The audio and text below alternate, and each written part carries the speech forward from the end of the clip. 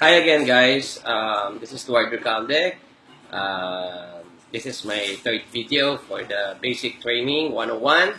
So, siguro ito topic natin is yung para to lalo na sa mga bago at yung matagal na nahihirapan kung paano ba talaga nila sisimulan ng business. So, siguro I can say na ita-title ko to, How to Start May Isa na Business. So, basically, isa lang lagi kong sinasabi, madami mga tao nahihirapan magsimula kasi not because mahirap talaga siya. Nagkakataon lang na wala lang siyang idea kung paano siya sisimulan. And usually, syempre, pag napresentan tayo, we are very excited na akala natin talaga yayaman na tayo. Pero honestly speaking, hindi ka naman talaga doon agad yayaman. So, may sistema para yumaman, pero basically, dapat gawin natin po yung sistema. So, ano ba yung mga dapat kong unang gawin pag sinimulan ko itong negosyo to?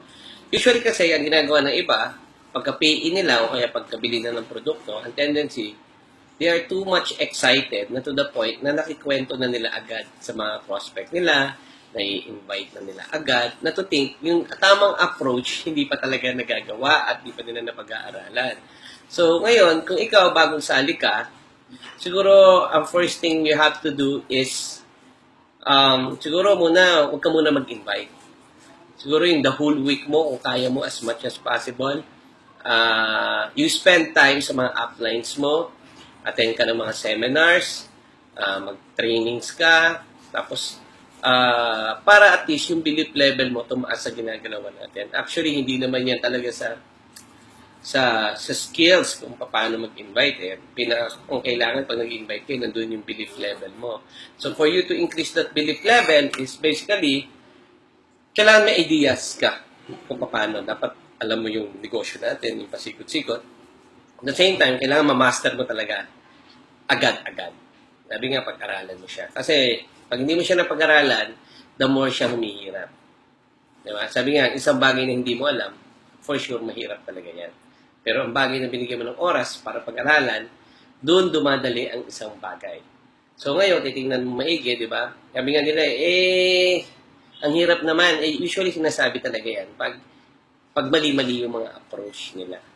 Sabi nga, kung mahirap ito, bakit nga sa pag-aaral ilang years na tayo nag-aaral? Nag-aaral tayo 6 years elementary, 4 years high school, 4 years sa college. So, ibig sabihin, 14 years tayo nagtsagang pag-aralan yon sa maliit na halaga. What more kaya itong negosyo natin na proven and tested na may nakita na kayong kumita na malaki. And ako personally, nakakausap nyo, nagtuturo sa inyo na isa akong living testimony na totoo pala na pwede kang kumita na malaki sa ganitong negosyo. Ang maganda nito, kung yun na pagtsagaan mo pag-aralan, what more yung magbibigay sa'yo ng malaking kita at magbibigay din ng mga pangarap na meron ka. So ngayon, sabi ko nga pag-aralan, so pagka-payin mo, anong unang-unang dapat mong gawin? So, una, sabi ko nga, you read this in getting started. Madami mga distributor bago, ina-underestimate yung getting started. Pero actually, yung getting started, hindi ka man i-assist ng uplines mo. Ikaw personally, mag-initiative ka na basahin to, sagutan, yung mga dapat sagutan. Kasi dito pala may matututunan ka na. So, eto, pag binuksan mo, it's easy. Nandiyan kung ano yung mga dapat mong gawin. So, sabi nga spoon feeding na tayo. Madami ng mga tao, nilapag na lahat yung mga dapat mong gawin. Yun nga lang, madami mga tao hindi pa rin nila nagagawa. So, it's not the fault ng uplines or ng company kung mag-fail ka o mahirapan ka. Kasi basically, it's provided already. Ikaw na lang talaga ang gagawa at susunod. So, ito, basahin mo. Second, pagka-payin mo, huwag kang papayag agad na hindi ka may NDO. So, ano yung NDO? It's a new distributor orientation. So, meron tayo tinatawag na jump start. So, hindi siya sinlaki katulad ng NDO talaga na malakihan. So, sa malakihan kasi ito yung may mga training every Monday sa Makati, sa centering natin.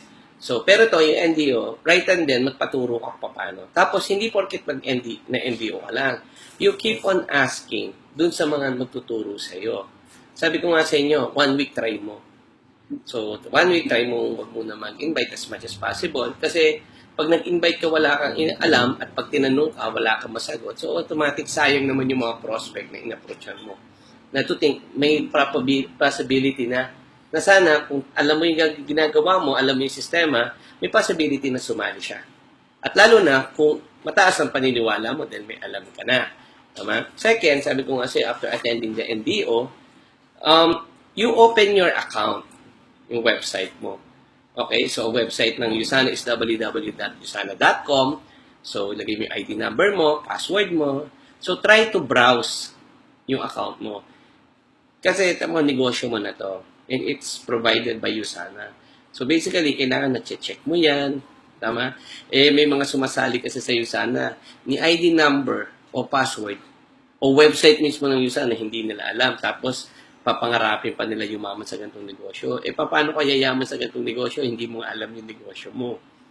Tama? Yung iba nga, talagang minaster pa talaga. Pasikot-sikot ang mga negosyo. What more ito? Okay? So, pagbukas mo site, ganun. Pag-aralan mo siya. Pangatlo, pilitin mong makapasok dun sa page ng USANA, ng Icon 111 page sa Facebook. So, magpa-add ka doon o as your upline na i-add ka para na-update ka sa mga training, sa mga events, sa mga rank advancement, para itong mga to, isang bagay din makakatulong sa iyo for you to be inspired at the same time, alam mo yung schedule mo ahead of time kung ano yung mga dapat mong gawin o mga trainings na dapat mong attenan. Pangatlo, sumali ka rin sa chat room ng grupo mo. So, iba-iba kasi ang from Icon, iba-iba ang mga team niya. Kung sino yung kagroup mo, doon ka sumama sa chatroom. Kasi, sabi nga at least doon mo nalalaman at you can ask them na pwede silang tumulong, yung mga concern mo, pwede silang sumagot sa iyo kung ano yung mga dapat mong gawin. Pero, syempre, hindi ang chatroom ay sa message ng para mga negative. So, chatroom is for information, for motivation, for inspiring to one another. Okay, doon yung ginagamit ko yun.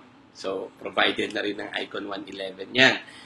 Ngayon, second, ang isa pang gagawin mo pag bago ka is try to finish the modules. So, may module tayo, maging graduate ka. Alam mo, madami yung mga graduate ng modules kasi 8 modules yan. So, madami yung graduate ng modules na tinapos talaga nila yan. And, ang good news yun, nung pagtapos nila ng modules na yon, most of them talaga nag-rank advance, kumita, iba nga dyan, naging gold directors. Tapos sa module, that is a basic training na makakatulong sa iyo yung himay-himay kung paano siya gagawin. Yun yung kagandahan doon. So, tapusin mo yun. Tapos ang maganda nun, once nakatapos ka doon sa modules yun, ang tendency nun, may graduation. Kaya ka nakaka-amaze po Hindi, may mga nag-USANA hindi nakagraduate. Pero natatawa sila kasi after the modules, award na ka, gagraduate ka. So, dahil mo pa yung gumraduate talaga kasi nakatoga pa siya. So, ngayon yun yung nakaka-exciting part doon. Diba? Maganda doon, ang tawag nga namin doon, BSM. Anong course nun? Anong course ng BSM? Actually, Bachelors of Millionaires. Diba? Kasi sa labas, di ka naman tuturuan paano maging milyonaryo At least, through Icon 111, through USANA, so tuturuan ka paano kumita ng milyon. Okay? Tapos, isa pang mo, huwag ka rin papayag na hindi ka makakatin every Monday doon sa Makati. Kasi, tandaan mo, doon mo yung makikita yung bigger pictures. So, attend ka ng mga trainings. Actually, yung trainings natin every Monday yon. Tapos, kung nakatapat ng mga events, attend ka rin. Diba? So, ganun lang naman kasimple yung negosyo natin. Attend ka ng trainings, namnamin mo yung trainings, sumati ka ng mga events. From there, doon ka na matututo. Okay? Tapos, sabi ko nga, as bago din, you are in the part ka ng isang organization, which is our team, Icon 111. So, kung yung mga kailangan para malaman, ma-identify na that you are a part of our team is, siyempre, purchase ka ng shirt natin. Kasi yung shirt actually, it's a team pride po natin yan. Para malaman din, kahit basta suot mo yan, alam kang Icon, kasi tulungan, para mas madali kang tulungan ng kapwa organization natin. Tama? Tapos yung team t-shirt po, importante yan, lalo na pag-event. Makikita nyo yung nun. Kasi sabi nga yun po yung isang bagay na kailangan Isa rin sa kailangan, maliit pero kailangan may effect sa tao. Kasi pag nakita, wow, ang daming team yan, wow, ang daming nakasuot na ganyan, laking team yan. So, yung mga prospect na mga ini-invite mo, so on tendency, and nagkakameron silang confidence sa iyo at the same time sa team natin. Diba? So, guys, wala hong sikreto ang pagyaman. Okay? Kasi everything is provided by our team, by our company. Tama? May system na po. So, all you have to do is to be part of the system. Tama? Masterin nyo po siya agad, pag-aralan nyo. Tama? Dapat maging buhay mo na po ang sistema sa network marketing or sa iyo sana. Kasi honestly speaking, it will change your life. Not only by yourself, but other people. Okay? So, good luck sa journey. Sabi nga, no one's fails in you sana. Only who people na hindi ginagawa at only the people na nag-quit. So, I know hindi ka quitter. I know tinry mo na rin to. Pero kung itatry mo siya, isa lang masasabi ko po sa inyo, don't just try it. But try your best, whatever it takes. Okay? See you sa sunod na training. Mabuhay! Icon Nation at the same time, di ba? Isa kang dugong icon. Welcome.